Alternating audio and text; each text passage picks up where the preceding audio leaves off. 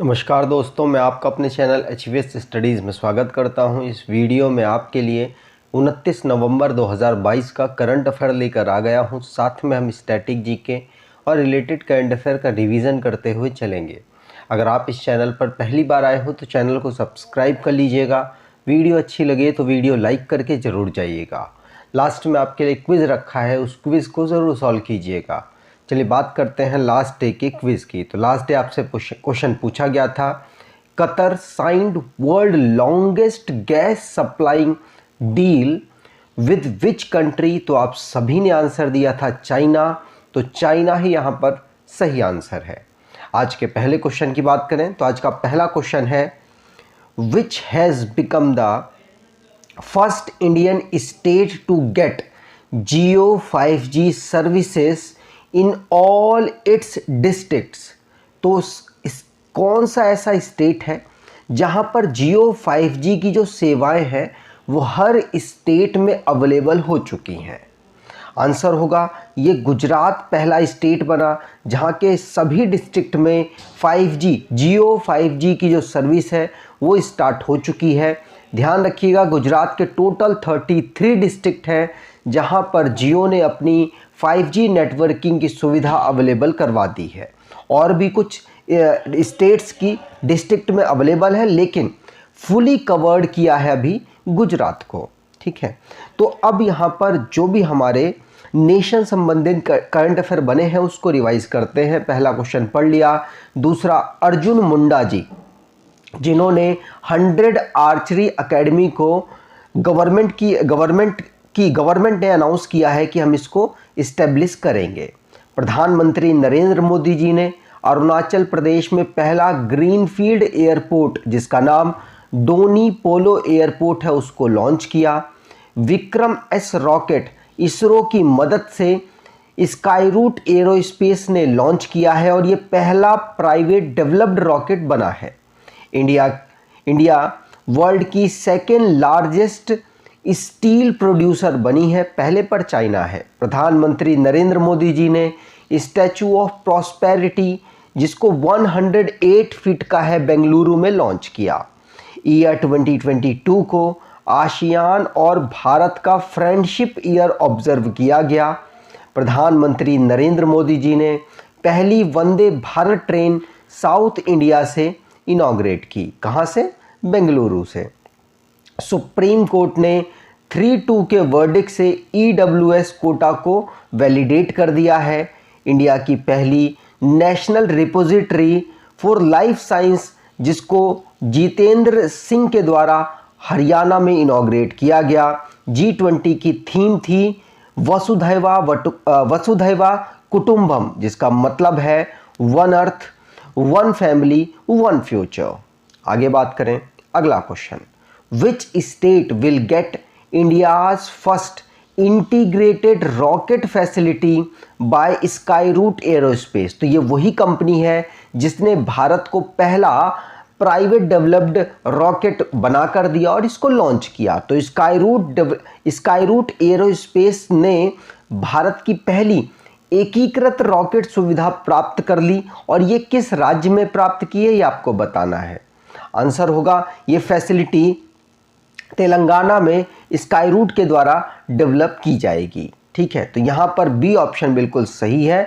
ध्यान रखिएगा, जो भी इस समय पर हमारे इंडस्ट्री एंड कॉमर्स मिनिस्टर हैं तेलंगाना के KT रामाराव, उनके द्वारा इंडिया की पहली integrated rocket design manufacturing and testing facility जो कि स्काईरूट एरोस्पेस के द्वारा डेवलप की जाएगी। कहाँ पर?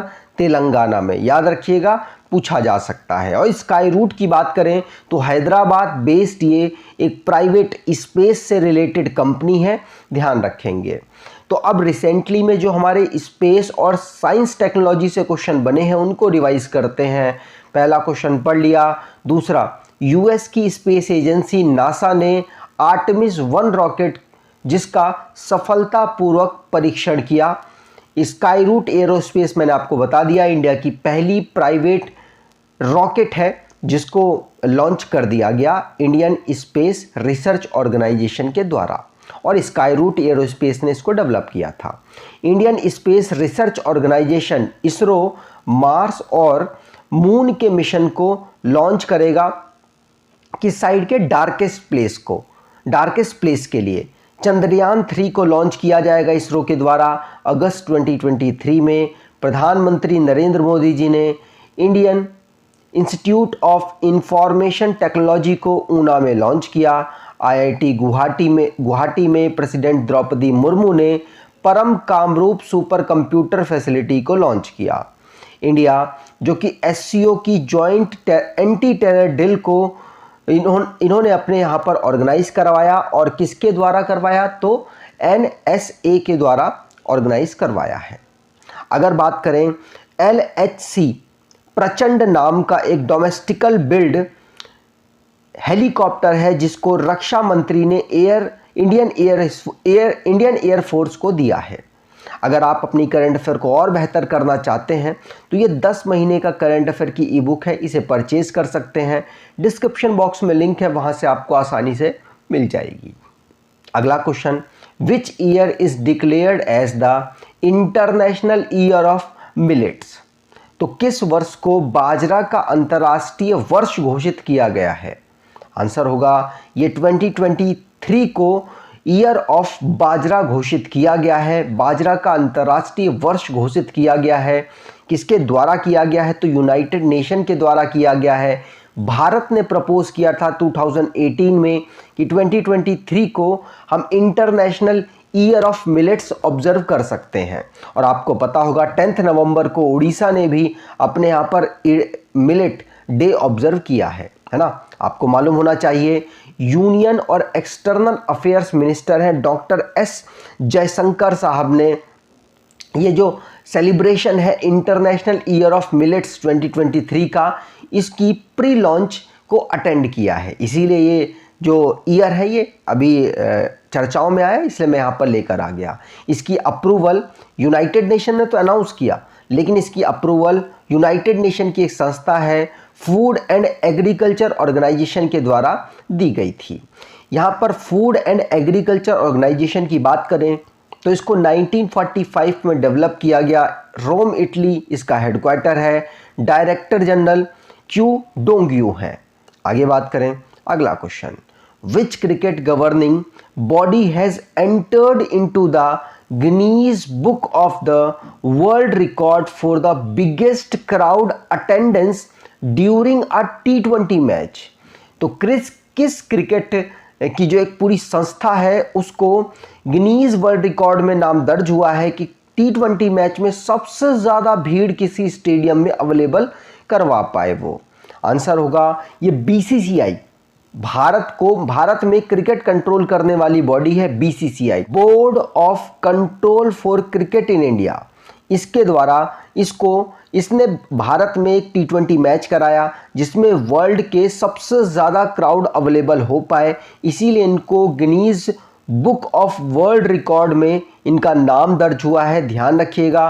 और इन्होंने मोदी स्टेडियम जो कि अहमदाबाद में अवेलेबल है, राजस्थान रॉयल्स और गुजरात टाइटंस के बीच वो मैच हुआ था, उसके लिए इनको ये रिकॉर्ड मिला है। आपको पता है ये फाइनल मैच था इंडियन प्रीमियर लीग IPL 2022 में, जिसमें गुजरात टाइटंस ने जीत दर्ज की थी। उसमें सबसे ज़्यादा क्राउड अवेलेबल हुआ था, BCCI को उसके लिए ये अवार्ड मिला है। Board of control for cricket in India को फाउंड किया गया था 1928 में।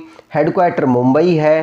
प्रेसिडेंट रोजर बिन्नी है। वाइस प्रेसिडेंट राजीव शुक्ला है। सेक्रेटरी जय शाह है। मेंस कोच राहुल द्रविड़ है। वुमेन्स कोच रमेश पवार है। आगे बात करें, अगला question, which satellite was launched abroad the PSLV G54 rocket by ISRO? तो इसरो ने PSLV G54 रॉकेट पर किस उपग्रह को लॉन्च किया है, यह आपको बताना है। आंसर होगा ओशियन सेट 3। किसको? ओशियन सेट 3 को PSLV C54 रॉकेट का यूज करके इसरो ने इसे प्रक्षेपित किया है, इस उपग्रह को लॉन्च किया है? याद रखिएगा, पूछा जा सकता है। इसरो भारत की एक स्पेस एजेंसी है, इंडियन स्पेस रिसर्च ऑर्गेनाइजेशन इसकी फुल फॉर्म है, जिसने PSLV C54 का यूज़ करके ओशियन सेट 3, जिसको earth observation satellite 6 and 8 nano satellites को इसने लॉन्च किया है। याद रखिएगा, ये जो लॉन्चिंग है श्री हरिकोटा आंध्र प्रदेश से सतीश धवन स्पेस सेंटर से करी गई है। ठीक है, चलिए आगे बात करें। अब हमने आंध्र प्रदेश की यहाँ पर बात की है, तो आंध्र प्रदेश को स्टेट फॉर्म किया गया था 1956 में। कैपिटल इसकी अमरावती है, डिस्ट्रिक्ट 26 है, गवर्नर विश्वभूषण हरिचंदन है, chief minister YS Jagan Mohan Reddy है, लेजिस्लेचर बाईकैमरल है जहाँ की असेंबली में 175 सीट्स, काउंसिल में 58 सीट यहाँ पर आती हैं, राज्यसभा में 11 सीट, लोकसभा में 25 सीट यहाँ पर अवेलेबल है। नेशनल पार्क की बात करें तो Papikonda national park, Rajiv Gandhi national park, Shri Venkateswara national park यहाँ के नेशनल पार्क हैं। मैप पर देखें तो आंध्र प्रदेश कोस्टल लाइन बनाने वाला एक स्टेट है और ईस्टर्न साइड में जितने भी स्टेट हैं उनमें सबसे बड़ी कोस्टल लाइन आंध्र प्रदेश की बनती है। वैसे सबसे बड़ी कोस्टल लाइन गुजरात की, छोटी गोवा की है। आंध्र प्रदेश की बाउंड्री तमिलनाडु, कर्नाटका, तेलंगाना, छत्तीसगढ़ और उड़ीसा के साथ लगती है। आगे बात करें, अगला question, India retains the lead as the top tourism market of which country in 2022? तो भारत ने 2022 में किस देश के शीर्ष पर्यटन बाजार के रूप में बढ़त बरकरार की है? मतलब पहले भी भारत का जो पर्यटन बाजार है वो बहुत बड़ा था इस देश के साथ और अभी भी बहुत बड़ा है। आंसर होगा मालदीव। मालदीव बहुत सारे लोग जाते हैं घूमने, जिसकी वजह से जो मालदीव का पर्यटन बाजार है भारत अभी भी उस पर टॉप पोजीशन पर अवेलेबल है। तो ध्यान रखिएगा, भारत टॉप पोजीशन पर है। टॉप पोजीशन पर किस में है? तो टूरिज्म मार्केट में। किसकी? मालदीव की। तो मालदीव में दुनिया से जो देश के लोग आते हैं सबसे ज़्यादा भारत के अभी भी यहाँ पर लोग घूमने पहुँचते हैं। ये जो रिपोर्ट है ये वर्ल्ड ट्रैवल अवार्ड के अंतर्गत world tourism WTO world tourism organisation के द्वारा लॉन्च की गई है। ठीक है, और मालदीव की सरकार का इन्वॉल्वमेंट तो इसमें रहा ही है। बात की जाए अब अवार्ड किन किन ऑर्गेनाइजेशंस को या कौन कौन से अवार्ड्स अभी दिए गए उनको डिस्कस करते हैं। तो पहला क्वेश्चन पढ़ लिया। दूसरा, पूर्णिमा देवी बर्मन, जिनको असम वाइल्ड लाइफ बायोलॉजिस्ट हैं, वो champion of the earth award से सम्मानित किया गया। तिब्बतन स्पिरिचुअल लीडर हैं दलाई लामा, जिनको पीस प्राइज मिला है गांधी मंडेला जी के ऑर्गेनाइजेशन के द्वारा। इंडिया जो कि leadership in family planning award 2022 में टॉप पोजीशन पर रहा, मतलब इसको भारत की जो पॉलिसीज़ हैं उनको फैमिली प्लानिंग के अंतर्गत बेस्ट अवार्ड मिला है। भोपाल रेलवे स्टेशन को 4 star rating, eat right station का सर्टिफिकेशन मिला है। बिहारी पुरस्कार मधु कंगारिया और डॉक्टर माधव हड्डा को मिला है। आरफा खानुम शेरवानी को कुलदीप नायर पत्रकारिता सम्मान अवार्ड 2022 से सम्मानित किया गया। अरुणा साईराम को चेवेलियर अवार्ड फ्रेंच गवर्नमेंट के द्वारा दिया जाता है, वो मिला है। पुनीत राजकुमार को कर्नाटका रत्न अवार्ड मिला और RRR को international film at Saturn award 2022 से सम्मानित किया गया। आगे बात करें, अगला question, who is set to become the first women president of the Indian Olympic Association? तो Indian Olympic Association, Indian Olympic संघ की पहली महिला अध्यक्ष कौन बनने वाली हैं? आंसर होगा PT उषा। PT उषा अपने ज़माने में स्प्रिंटर थी, मतलब रनर थी, और आपको बता दूं ये पहली वुमेन प्रेसिडेंट बनी है इंडियन ओलंपिक एसोसिएशन में। ध्यान रखिएगा, यहाँ पर बात की जाए इंडियन ओलंपिक एसोसिएशन की तो इसे फॉर्म किया गया 1927 में। हेडक्वार्टर इसका नई दिल्ली है। प्रेसिडेंट मैंने आपको बता दिया PT उषा है। सेक्रेटरी जनरल राजीव मेहता हैं। आगे बात करें, अगला question, who has been named as the national ambassador for TV मुक्त भारत कैंपेन।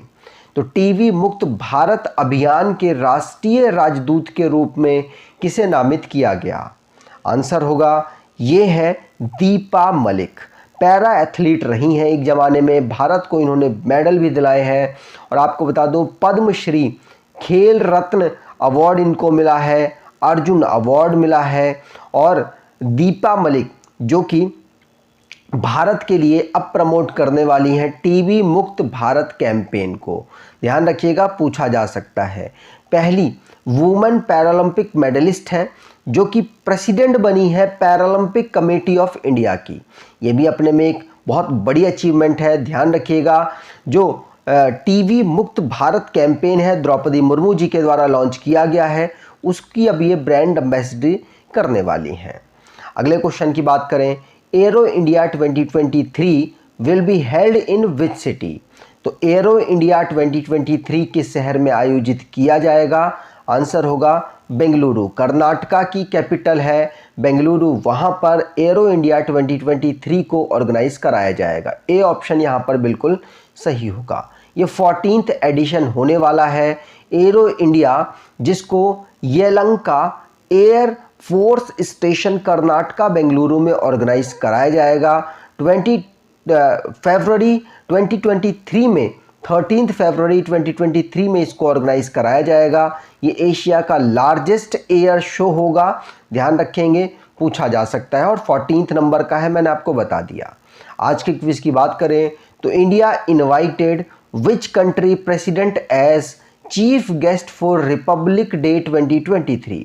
तो रिपब्लिक डे में चीफ गेस्ट के रूप में कौन बनकर आएंगे, कमेंट बॉक्स में डिटेल में आंसर देना है। अगर आपको ये वीडियो अच्छी लगी है तो आपसे अनुरोध करूंगा वीडियो को लाइक कर दीजिएगा, चैनल को सब्सक्राइब कर लीजिएगा और एटलीस्ट अपने कुछ दोस्तों तक वीडियो को शेयर ज़रूर कीजिएगा। धन्यवाद।